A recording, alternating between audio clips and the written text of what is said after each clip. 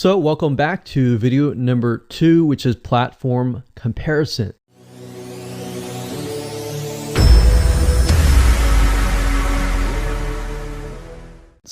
And the reason why this is so important is because the problem and the reason why most people fail at specific social platforms is they enter that platform thinking that they can use what they do on Facebook on Instagram, or what they do on YouTube on Instagram. But the reality is that you are entering a totally different culture. So imagine entering a totally different culture and trying to do something that works in a different culture. That's not going to work, right? So you need to know the differences, and you need to make sure that you're in the right mindset before you actually move in. So did you know that there's a big difference between Facebook, YouTube, and Instagram? Well, let's talk about that. So knowing how they behave, how users behave, how they expect you to behave, and their expectations of you are important, all right? So that increases your sales, your success rate on all that. So this is where it's easy to fail as often. We enter a specific culture, like I said, that has certain expectations, and not following these rules just gets you avoided or seen as a spammer. So you do not want to be seen as a spammer or be seen as an outsider. You want to be seen like you are part of the culture, all right? So that's what I'm trying to get at here. So let's talk about the differences. YouTube, people go here to learn how to do something. So you got a lot of DIYers, or people who like to do things themselves. Like, say for example, you break something on your wall, you need to learn how to patch it up, you go on YouTube, you learn how to do things. Plus, people go there to kind of de-stress. They like to watch entertaining videos. They like to watch, people singing or people dancing, or learn how to do something, basically. So that's what YouTube is. You can't really take that same concept and bring it over to Instagram because it's totally different, right? Facebook is a great place for people to see what's happening, to discover what is happening in the world, what their friends are doing, what people that have similar interests are doing. They can join groups and all of that. So it's all about discovery, all right? So many different ways of discovery.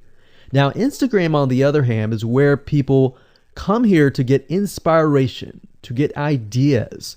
So they might have discovered something on Facebook, but they want to get more ideas about it from Instagram. So if you'll notice, Instagram is a platform with a lot of beautiful, aesthetically pleasing images.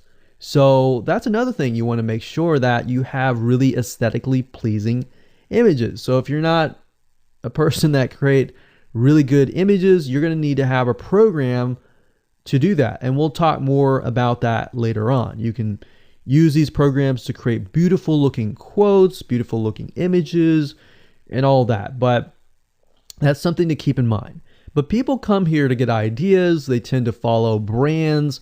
They want to know more about the brand, right? They want to follow their favorite celebrities. They want to follow the lifestyles. They want to see what's happening.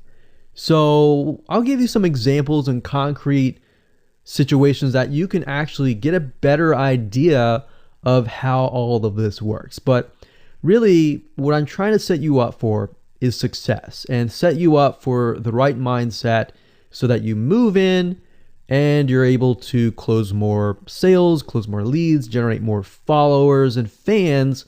And that's the whole goal at the end of the day. Now, Instagram and Facebook have very different audiences. Now, you'll notice now that Facebook has bought out Instagram, but they still have very totally different audiences. Something that works on Facebook may not work on Instagram. So just keep that in mind.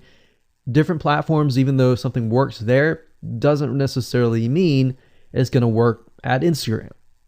And I'm going to show you how to make sure that you get things working and all that. Now, like I said, you'll notice that Instagram has a lot of aesthetically pleasing photos, so you'll need to make sure that you focus on that, and make sure that you show that your company, your brand, and all that looks really, really nice and appealing. Now, here's a little tip. On your Instagram profile, when people go to the Instagram profile, they're going to see about a few images. And people will normally judge you based on the first 9 photos in your profile. And based on that, they will decide to stay or they will decide to leave. So you got to make sure that you choose your best 9 photos forefront. So when somebody comes to your Instagram profile, they see the best of the best, right? All right, so now that we've talked about that, and now you have a better idea of how Instagram works, let's jump on in and go to video number 3 and talk about how to start out on the right foot.